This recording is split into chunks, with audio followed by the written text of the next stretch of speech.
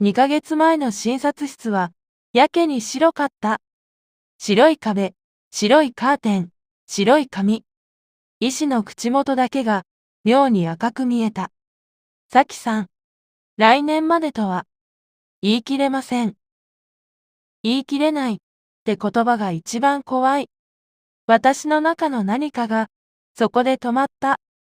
でも体だけは、妙に丁寧で、椅子から立って、礼をして、廊下を歩いた。外に出ると、空は普通に青かった。世界は、私の事情なんて知らない顔で回っている。それが腹立たしくて、同時に救いでもあった。帰り道、スマホが震えた。今日、会える？たった5文字に、胸が苦しくなる。会いたい。会いたくない。会いたい。病室に戻ってから、私は天井を数える癖がついた。点滴の落ちる音が、秒針みたいに正確で、うるさい。夜、窓の外に月が浮かぶ。病室の窓は四角いのに、月は丸い。そのずれが、私の人生みたいだった。蓮からまた来る。無理してない。無理ってなんだろう。私の明日が無理かもしれないのに。私は、ベッドの上でメッセージを打っては消した。会いたい。会えない。ごめん。大好き。消して。打って。消して。代わりに打ったのは、一番卑怯な言葉だった。別れよう。送信ボタンを押した指が、痺れて震えた。すぐに既読がつく。返信が来ない。1分。2分。5分。スマホが石みたいに重くなる。私は怖くて、理由を言えなかった。言った瞬間、蓮の目が私の終わりを映してしまう気がしたから。私は、蓮の瞳に自分の期限を映したくなかった。深夜、看護師さんがカーテンを少し開けて、言った。眠れない。音、うるさいよね。私は笑ってごまかす。大丈夫。平気。平気って言葉は、病室で一番使われる嘘だ。消灯後、耳の奥がざわついて、私はイヤホンを探した。たまたま再生されたのが、藤井風の満ちてゆくだった。最初の数秒で、体の力が抜けた。慰められた、というより、誰にも触られてないのに、背中を撫でられたみたいだった。涙が出た。泣くつもりなんてなかったのに、勝手にこぼれた。私は音を立てないように枕に顔を押し付けた。それでも涙は止まらない。歌が進むほど、心の中の足りないが、ゆっくり薄くなる。私はずっと、足りない人間だと思ってた。誰かに愛されて、ようやく埋まる穴を抱えてるんだと思ってた。でも、曲の中では違った。埋めるんじゃない。もう、あるって感覚が、静かに増えていく。蓮と笑った日の記憶。喧嘩して、仲直りした帰り道。雨の匂い。コンビニの温かいコーヒー。私の人生は、意外とちゃんと詰まっていた。スマホが震えた。蓮からの返信だ。理由。教えて。何があったの？この一文で、私は息が止まった。言えない。言ったら終わる。言わなきゃ終わる。どっちにしても終わるなら、せめて、蓮の世界だけは壊したくなかった。私は、短い言葉だけ打った。あなたが悪いんじゃない。それだけ送って、画面を伏せた。そのまま朝になって、私は眠ったのか、眠ってないのかわからないまま、点滴の交換を受けた。顔色、昨日よりいいよ。看護師さんが言う。私は笑う。顔色がいいのは、泣き疲れただけだ。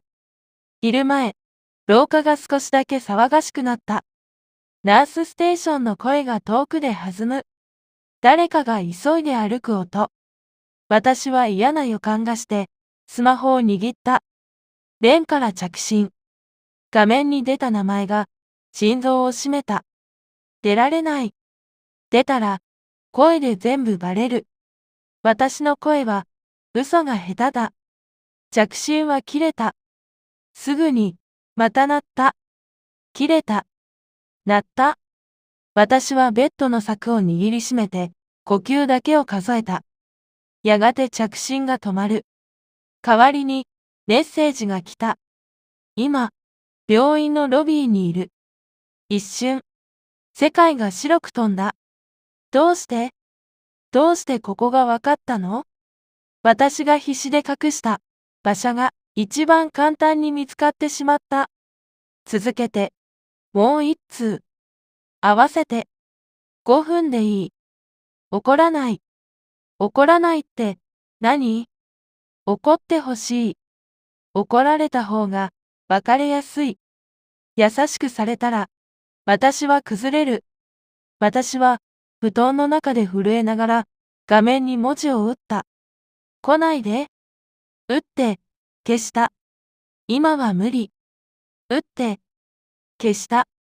結局、送ったのはまた卑怯な文章だった。会うと余計に辛くなる。既読がつく。すぐに返事が来る。辛いのは一緒に背負うものだろう。背負わせたくない。あなたには、あなたの明日がある。私の終わりで、あなたの明日を汚したくない。でも、本当は、会いたかった。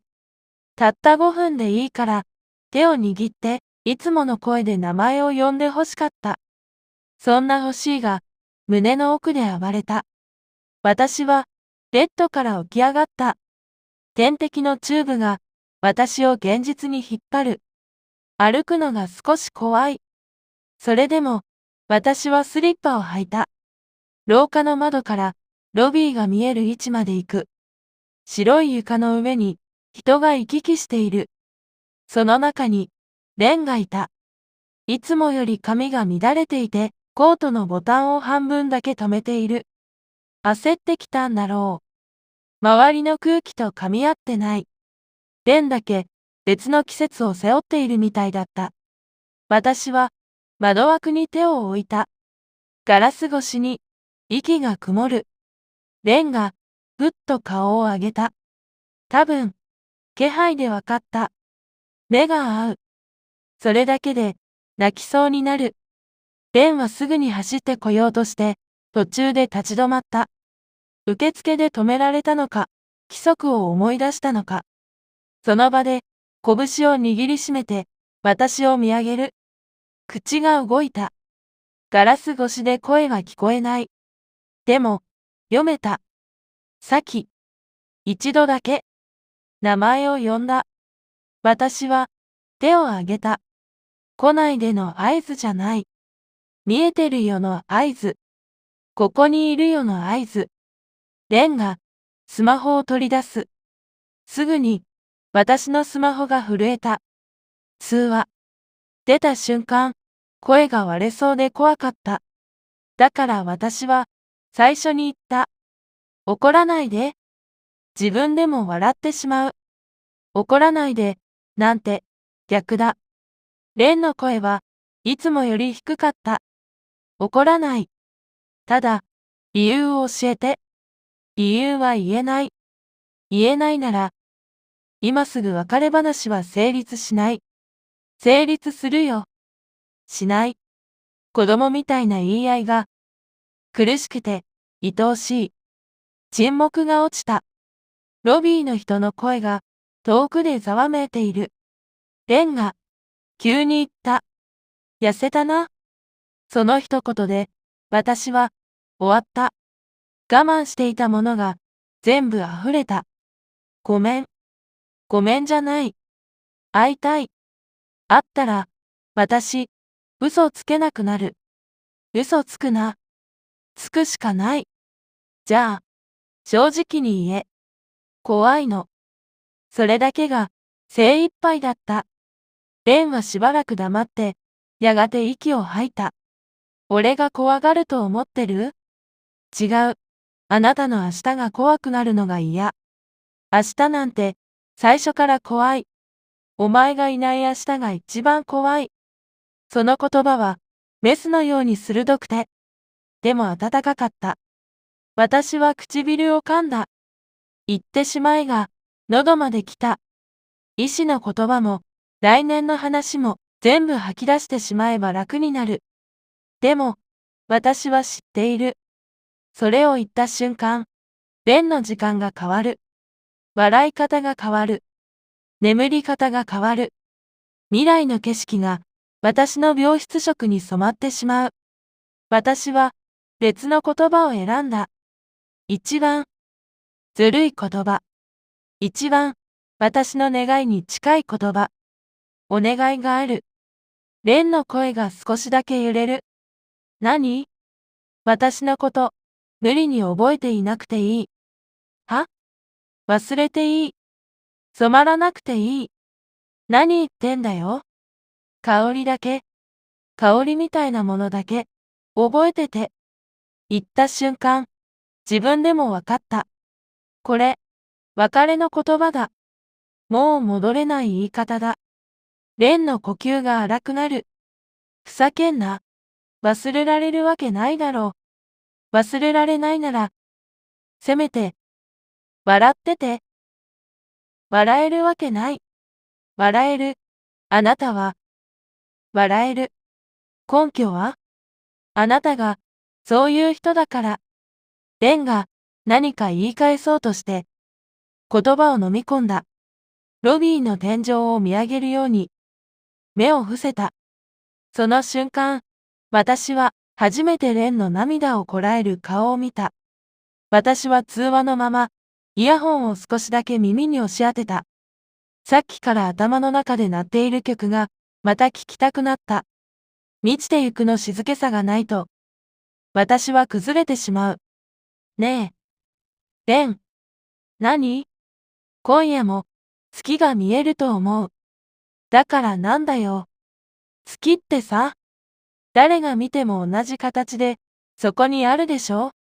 私がいなくても、月は出る。世界は回る。そんな言い方、するなよ。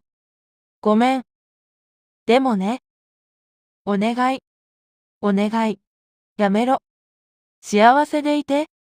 言い終えた瞬間、私は、通話を切った。切ってしまった。自分で自分の逃げ道を塞いだ。画面には、蓮の名前。すぐにまた鳴る。でも私は、出なかった。出たら、全部ひっくり返る。一度ひっくり返ったら、二人とも立ち上がれなくなる。私はそのまま、病室に戻った。戻る途中、廊下の窓に、ロビーが見えた。蓮はまだそこにいた。動けずに、ただ立っていた。私はカーテンを閉めた。見えなくした。見えなくすることでしか、守れない夜がある。ベッドに横になると、胸が空っぽになった。空っぽなのに、どこか満ちている。矛盾しているのに、ちゃんと本当だった。私は、スマホのメモを開いた。蓮に送るつもりのない文章を書き始めた。送れない手紙だ。でも書かないと、私は自分を保てない。あなたを好きになれたこと。あなたの記憶の一部になれたこと。それだけで、私は十分だったこと。書いて、消して、また書いた。文字がにじむ。涙が落ちる。やがて、窓の外が少しだけ明るくなった。今夜も丸い月が輝いているのだろう。私はイヤホンで、満ちてゆくを流した。病室の白が、ほんの少しだけ柔らかく見えた。そして、窓辺から顔を出すはずの月を待った。月が出たら、私はまた同じお願いをする。香りだけ、覚えてて、って。どうか、笑って、って。世界は回る。天敵は落ちる。月は丸い。私は四角い窓の中で、静かに息をしていた。最後に、もう一度だけ、蓮の名前を、心の中で、呼ぶ。声にしたら崩れるから、心の中で。天。その名前は、痛いのに、温かかった。私の中で、何かが、確かに、満ちていく音がした。後書き。この物語の原案になった、あのレビューを書かれた方へ。今もどこかで戦っているのなら、少しでも、和らぐ夜がありますように。そしてもし、お月様のそばにいらっしゃるのなら、静かな感謝と祈りを捧げます。あなたの言葉は、私たちの心を静かに満たしてくれています。ありがとうございました。